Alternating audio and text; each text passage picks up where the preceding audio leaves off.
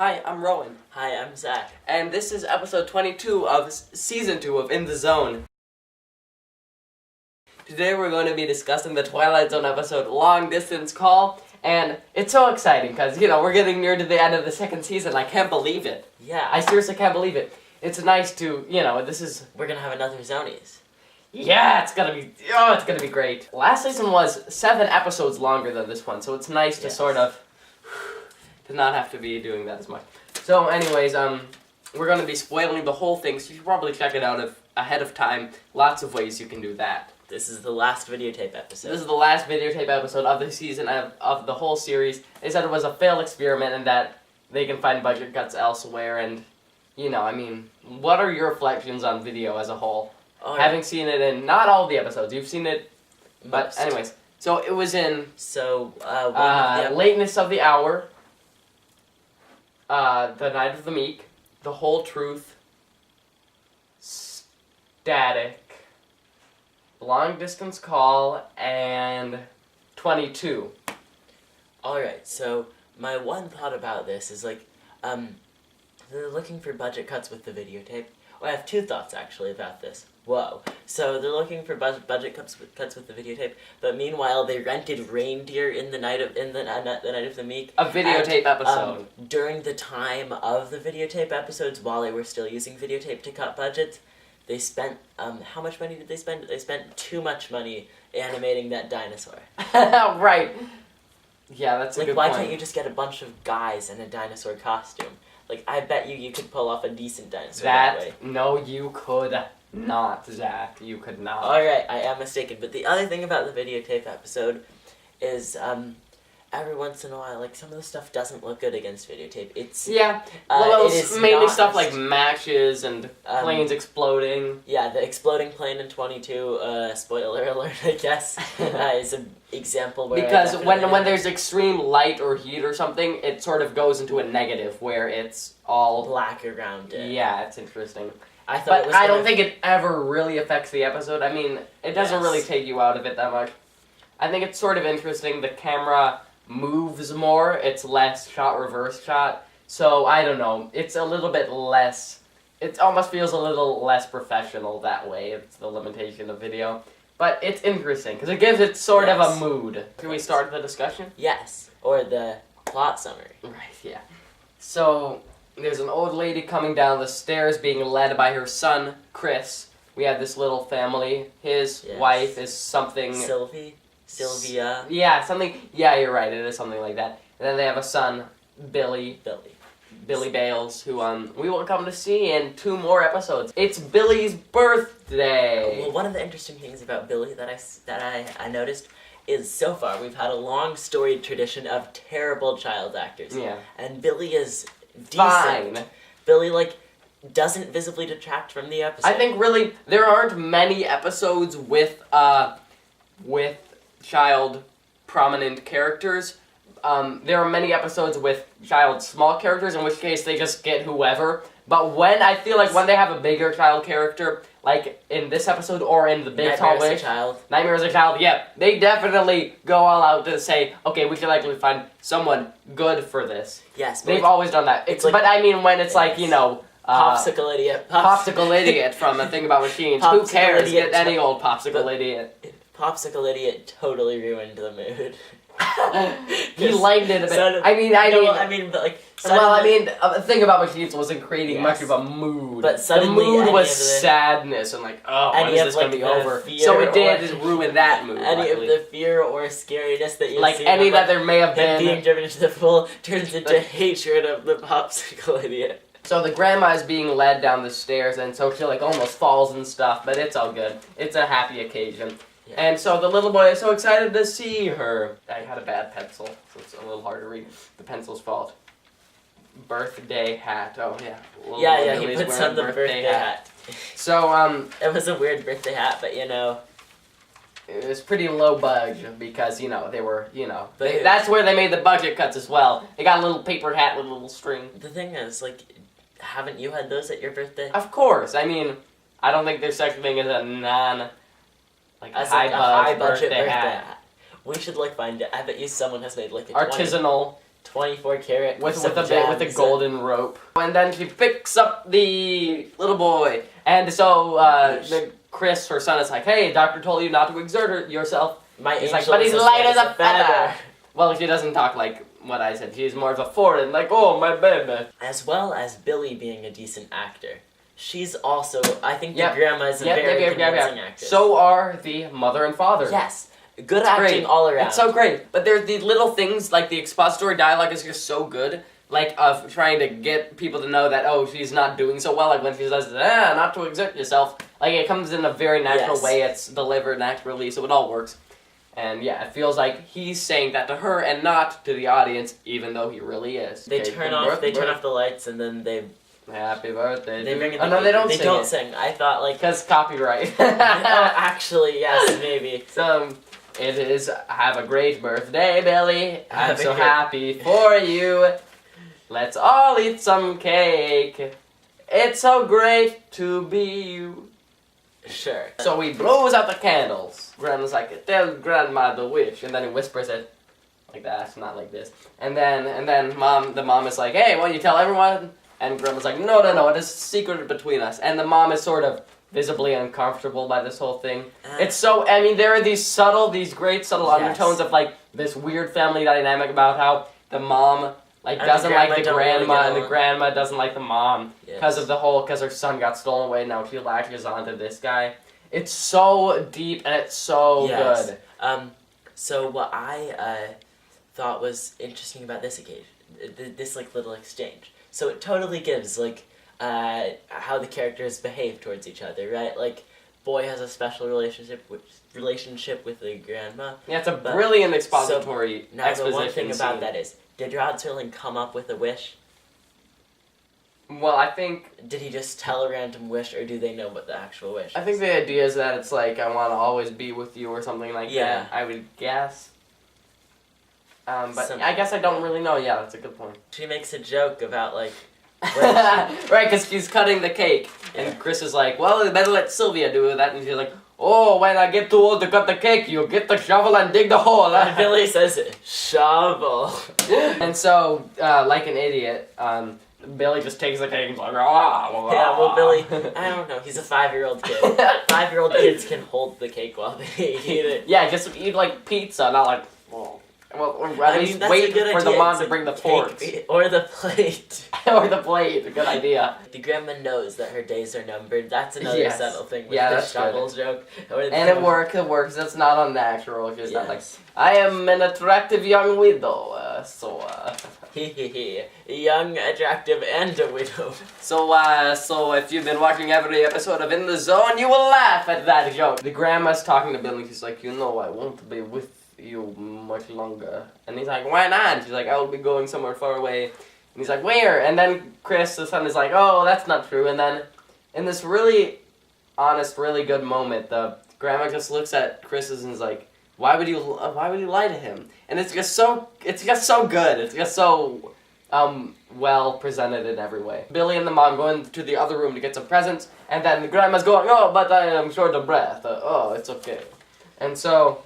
Please stop doing that. So in the presents room, Billy's playing with a fake toy gun. Bang, bang! And then the mother comes over and she says, so this is what you asked for, I got a present for you, and so I'd like to open it next. And then the grandma's like, no! Yeah, over here, I got a present.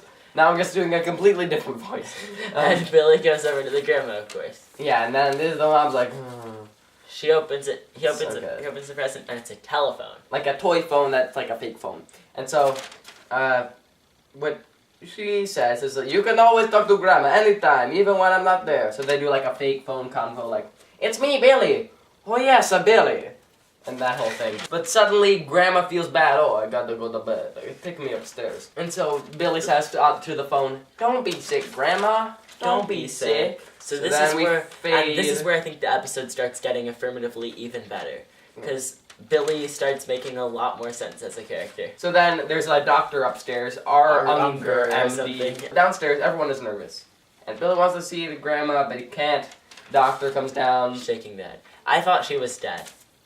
Yeah, I mean, why would you shake your head if she wasn't completely dead? So Chris is like, can I see her? And he's like, I wouldn't advise it. Just because he probably wouldn't recognize you, but he's like, well, I don't care. And so the mom is gonna put Billy to bed, but he's like, I want to see Grandma. And so he cries when they say he can't. So the dad's like, alright, you can go. So they go up, Grandma's in bed. The dad says it's just the medicine. Yeah, it's like, yeah, before they go up. Strange, it's just the medicine. Yes, exactly. So Billy goes up to her and she goes, my angel. And then Chris is like, hey mom. And she's like, who are you? And he says, your son. And he says, no, you're not. My son was taken away from me by a woman. And that's Sylvia. My son now is Billy. And it's just, it's so good. I like this a lot. I feel like your voice doesn't do it justice at all. Thanks. I know, well, of course, because you just... Well, yeah. I don't know. Your funny voice is not doing it. Thank you! But it's a heartfelt scene, I feel like. Yeah, and it's sort of queasy, because it's like, now her true thoughts are coming out, because she's not really conscious about it, so she's talking about how her son, like, doesn't really matter to her, and now Billy is like her son, she says. She's like, I'm lonely, and I wish you could go with me far it's away. Like, come just with you me, and Billy. me. Just you and me. So it's sort of awkward. It's just you and me, Billy. Just and you and me. And then her eyes go shut, and it's so good. And then she dies. So then, the mom takes Billy and the dad cries. Fade to black. Billy is staring into the pond like any normal, fun-loving 5-year-old. And the mom is like, whoa, whoa, whoa, whoa, whoa, whoa. You should not be that close. And so he's like, didn't you hear me? She says, didn't you hear me calling? And he says, nope, I was just looking at the fishes. Such terrible grammar. What an idiot. Then they walk in, and the dad has some of... Like an old bracelet from the grandma. And Billy says, what is that? And the dad just is done lying about it, and he just says, your grandma's bracelet. Yeah. And so she's like, go play in your room. He goes upstairs. So the mom is telling the dad how Billy has just been in a trance all day, and they were so close. They were too close. And dad is like, well, when she made that comment about him being her son, she was just all jacked up on the meds. He said she was full of sedatives and she was dying. And you believe him. So the mom goes upstairs and she hears Billy talking in the room. Opens it up. He's on the phone. And so he's like, who are you talking to? Grandma. She's lonesome. And she wants to know if I can go stay with her. Wah! Fade to black. And then we come up and... So, the mom and the dad are coming home from Grandma's funeral. They see Shirley, the babysitter, in the living room. She's a good actress, too, I thought. Yeah. And so then Peterson is there. They didn't expect to see him there, because they don't know him. He's like, I'm alright, but Billy, you ran in front of my car, just from out of nowhere. You're lucky I'm a cautious driver. Right. And so, Chris is like, what? He doesn't play in the streets. Shirley's like, wasn't my fault, honest. Shirley says, I let him play outside because I know he doesn't play in the streets. Mom goes upstairs, sees Billy's taking a nap, leaves, and then Billy's like, ooh, I'm secretly awake. Peterson tells Chris to have a talk with Billy because Peterson asked him why. Billy said, someone told me to, but he wouldn't say who. Shirley says, I would never say that. And he never talked to anybody. He was just upstairs on his phone all day. Mom is there by this point, realizes, one more go. The mom and the dad go upstairs. They hear Billy on the phone, and so they enter, and Billy's like, sorry for running in the street. And they ask, why did you do it? He says, I don't know. He said, who are you talking to on that phone? He says, nobody. And then the mom, freaks. He goes chasing. He's like, who are you talking to? And then he's like, whoa. The dad's like, get out of here, Mom. And so he's like, Billy asks, does Mom, not love me or something? Yeah, I forgot about that. Yeah, and Dad's like, nah, she's just... something. Please don't do that in front of your mother. Yeah. Because he's like, well, she didn't go away. The grandma didn't go away like we said. She died. You know what that means? Yeah. And so, it's like, he says just don't talk on the phone in front of Mother because, it upsets her and stuff. So then the dad leaves and then he sort of listens to the door for a little while and then he leaves for real. But then, after he leaves, you can hear Billy talking. So it's nighttime and the dad's like, funerals stink. I wanted to remember her the way she was, not the way she was when she was dying. I mean, that's always, people something get weird people have when... said. Yeah. No, that's... Believable. I like this. Okay. The dad is like, she couldn't let go. And Billy was me again, and because she had 2 sons, both of whom left her, and she wanted a chance to start anew with Billy. I thought that was she had 2 sons before me, and they both died, and then he was maybe. Yeah, and then he was all that she had left. Yeah, and so the grandma just sort of resents the mom for that, and it's just been tense for a number of years, and the mom doesn't feel comfortable with Billy and the grandma and all that stuff. He says it wasn't fair to you, but it was probably out of love, whatever she did. And then the mom says, love for whom? He's like, oh, you're grumbling, let's go to bed. And then a very passionate kiss, like out of nowhere. It was a little odd. And so then later, Billy's on the phone talking. Hooray for Peter Pan! So the mom is awoken by this stuff. She goes out. She's awoken by Billy giggling. Yeah. Wouldn't that be so creepy? What if you woke up in the middle of the night and Billy was giggling? Yes. Well, it would be creepy for me in a different way because I don't live with him. Because he's a fictional character. But it is still creepy for her because she's like, I know what's coming. It's the phone. She goes over and she just takes the phone. And she holds it up to the ear. But what I'm wondering is why did she hold it up to her ear? Because she was starting to believe that it was actually legit. Maybe, because she was talking about how she couldn't let go and stuff. Yeah, I mean, I guess it makes sense. So then, I mean, it's not something I was thinking about during the episode. But, so she listens to it, freaks out and he drops it, my telephone!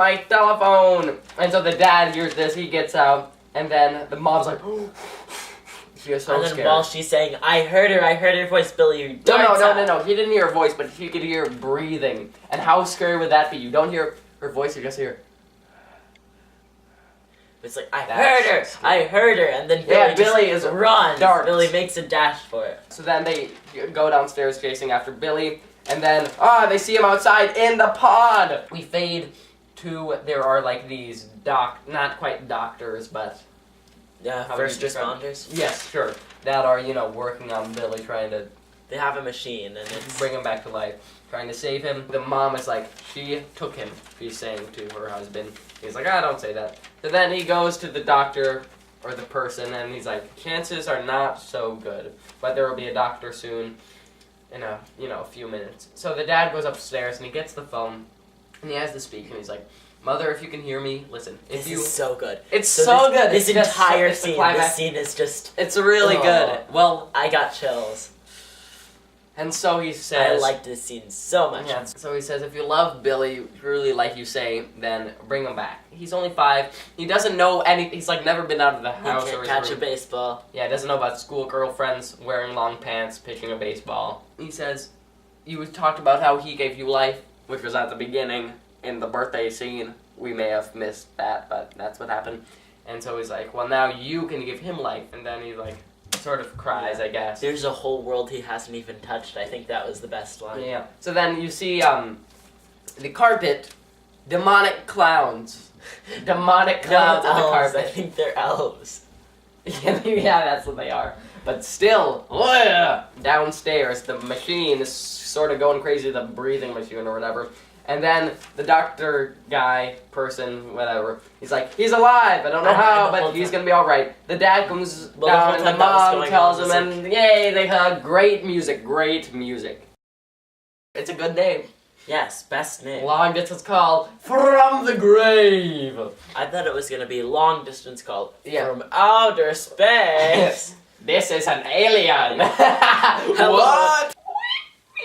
Honestly, right now, my question is, does it deserve a 10? Yeah, I wouldn't give it a 10. I wouldn't go that far, but... I'm thinking, what do I not like? But I would, I don't like, my only flaws are the kiss and how did Billy drown so quickly. So pretty much nothing. It's pretty much a flawless episode. I mean, the 10 is just something special, just something extra, and this doesn't quite have it. I'm not sure. I think, I liked this a lot. Well, I mean, 10s are different for different people. Like Calvin, who gives out a 10 every other week. Yeah, it's ridiculous. 9 for the prime mover. And I'm like, why? I liked it. Yeah, I thought this was a really good episode. It's just so good. Maybe this is the best episode so far in the season. It might be the best episode of the season. I would so say far, by the end. Acting, so great. And then there's just, I love the it's just deep about the whole family thing. Yeah. It's so good. Nothing feels forced. Yeah. Expository dialogue. The story is great. I liked all the characters I needed to like. Oh, Every man. once in a while, you just find yourself hating the main character. I often talk about how I didn't find a story interesting, like just the story wasn't strong, like Mr. Dingle, the prime mover, Static just didn't have good stories. This just has a really good story. It's just really compelling, and it's so good, and it's need it scary. right It's now. pretty scary, pretty Or- spooky. I don't know. I would say suspenseful. Yeah, it's not like Eye of the Beholder 22 or something, but Eye of the Beholder isn't super scary. tell that to your I know. couple of years ago self. Past self! You are a silly man. I'm giving it a 9 out of half. Whoops. I'm giving it a 9.5 out of 10. Great episode. Yeah. And it's just pretty much flawless, and the way, oh gosh, just watch it. So I'm gonna give it a 10. Heyo! I think this is affirmatively better than Long Live Walter Jameson, and in retrospect, I would have given Long Live Walter Jameson a 9.5, but this is definitely better. What then? Couldn't this still have been a 9.5? No, but it was definitely, it was like appreciably better. I wouldn't just saying. Okay, what I I'm not mean- comparing I it. would No compare. more comparing. A 10. This was It's a just a great 10 on episode. itself. I loved Alright, it. that's I awesome. enjoyed everything about it. Yeah. Woo. So yeah. So who knows? Maybe Hopefully our next next week is just as episode, better. 100 yards over the rim, is just as good. We'll see, and we'll see you then.